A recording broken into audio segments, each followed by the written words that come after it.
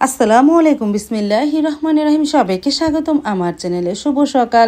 এখন ঘড়িতে প্রায় 8টা বাজে। দেখো আকাশটা মেঘলা হয়ে গুড়ি গুড়ি বৃষ্টি নামলো। বাইরে তো ভাবি কাপড় চোপড় ধুয়ে গেল, আর বৃষ্টিও অত বৃষ্টি হয়নি আজকে। সারাদিনে হালকা মেঘলা হালকা রৌদ্র, এর মধ্যেই গুড়ি গুড়ি বৃষ্টি। জোরে আজকে আর বৃষ্টি নামেনি। তারপরে যে সকালে একটু গুড়ি গুড়ি বৃষ্টি হলো, আমি রান্নাঘরে চলে যাই। লাচ্ছি পরোটা বানাবো, আর ফ্রিজে মিষ্টি আছে, ডিম পোস্ট করে দিব নি। এই সকালের নাস্তা, আর চা তো আছে। তাহলে রান্নাঘরে চলে যাই।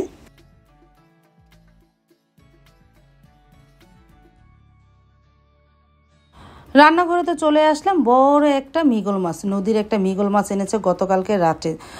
মাছটা তাজাই ছিল, ফ্রিজে রেখে দিয়েছি। তারপরে তো বরফ হয়ে গেছে, সকালেই বের করে রেখেছি। বাবার ভাবি এসে কেটে দিবে, তো এই জন্য। আর আমি আটা সানিয়ে নিই, পরোটা বানাবো।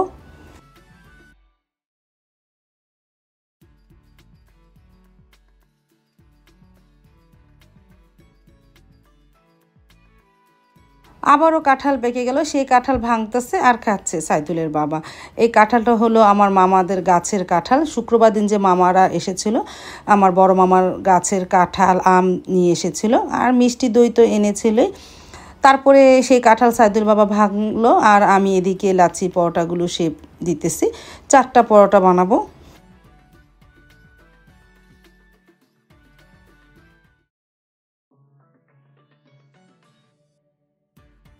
তারপরে তো পরোটা শেপ দেওয়ার পর আধা ঘন্টা পর ভাজতে চলে আসলাম পরোটাগুলো অনেক সফট হয়, আর খেতে খুবই ভালো লাগে আমার কাছে এই লাচ্ছি পরোটাটা। তারপরে তো চা বসিয়ে দিয়েছিলাম, একটা করে বানিয়ে নে একটা করে ভেজে নে। তারপরে নাস্তাটা নিয়ে টেবিলে চলে আসলাম। মা, আমি, সাইদুল বাবা খেতেও বসে পড়লাম। সারামণি অবশ্য প্রাইভেটে গিয়েছে, বড় ভাইয়ের কাছে পড়তে গিয়েছে। এই যে, আর সাইদুলের বাবা একটু মিষ্টি দিয়ে একটু ডিম দিয়ে খাচ্ছে। আমি অবশ্য মিষ্টি খাবো না, আমি ডিম ভেজে এনেছি। আজকে ডিম পোস্ট করিনি, মার জন্য ডিম পোস্ট করেছি। মা মিষ্টি আর ডিম পোস্ট দিয়ে খেয়ে নিল। আর বললাম না, পরোটাটা আলহামদুলিল্লাহ অনেক ভালো লাগে। এরকমভাবে বানালে নরমও হয়, খেতেও ভালো লাগে। তারপরে তো 1 ঘন্টা পর ভাবি চলে আসলো। আসার পরে মাছ নিয়ে আসলো কলপারে, মাছের আইসটা তুলতেছে। তারপরে আমি কেটে নিব না।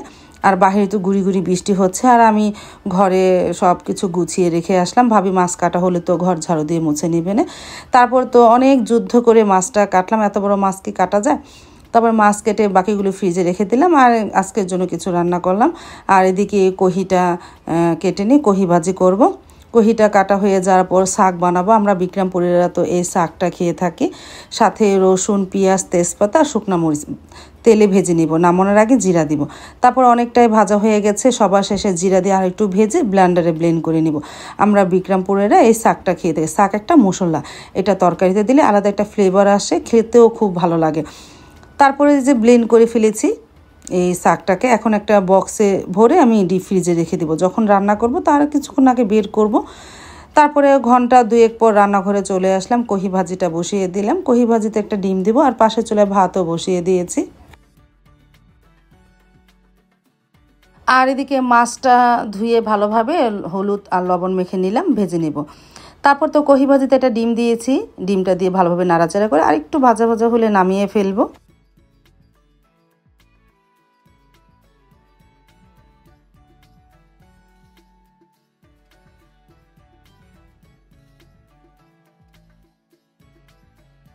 তারপরে সাবা আইসক্রিম নিয়ে আসলো। সাবা তো প্রাইভেটে পড়তে গিয়েছিল, আসার সময় 3টা আইসক্রিম আনলো, আমরা 3জনই খেলাম।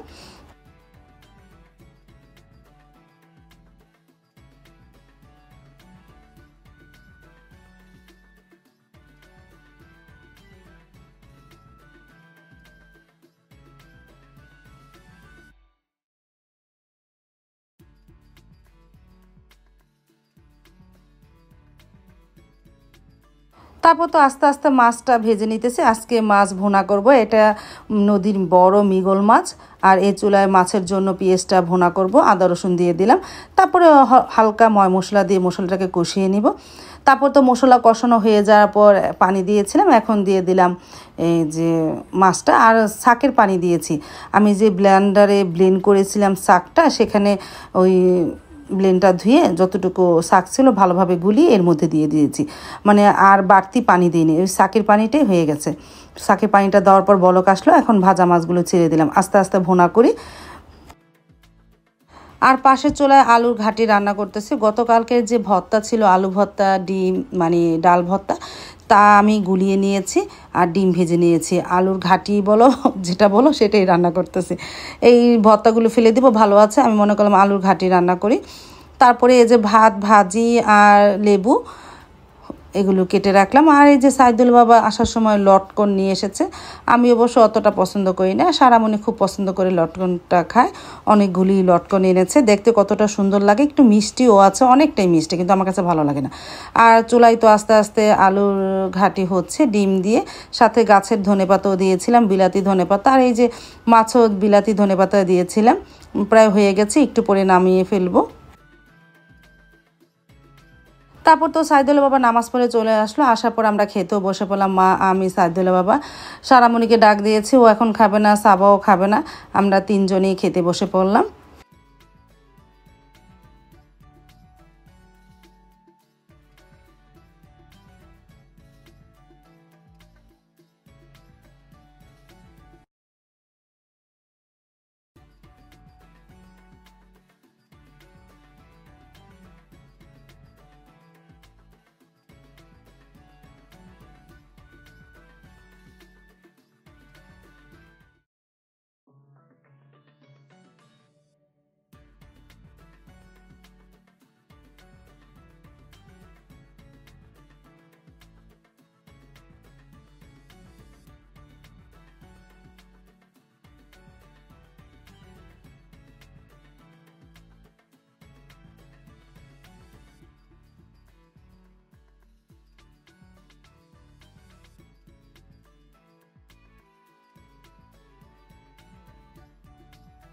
তারপরে তো মাছের সাথে আলুর ঘাটি নিলাম ডিমের। আলহামদুলিল্লাহ, আমার কাছে এই আলুর ঘাটি তরকারিটা অনেক ভালো লাগে, এটা উত্তরবঙ্গের একটা রান্না। তারপর একটু ঝাল ঝাল করে রান্না করি তো ভালোই লাগে।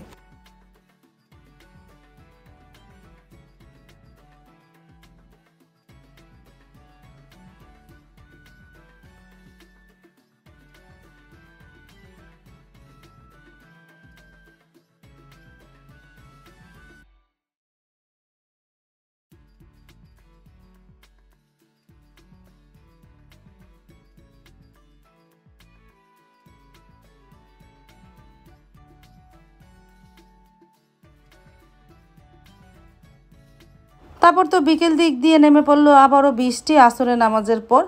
গুড়ি গুড়ি তো আজকে সারাদিনই বললাম না, গুড়ি গুড়ি বৃষ্টি আর রৌদ্র উঠলো।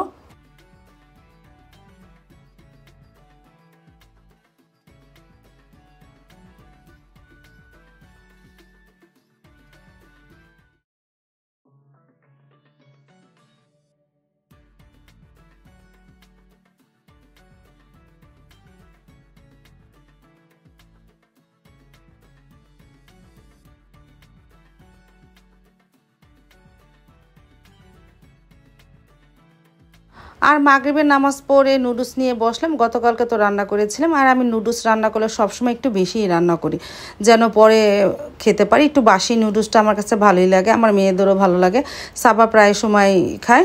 তারপর আমি গরম করে খেয়ে নিলাম।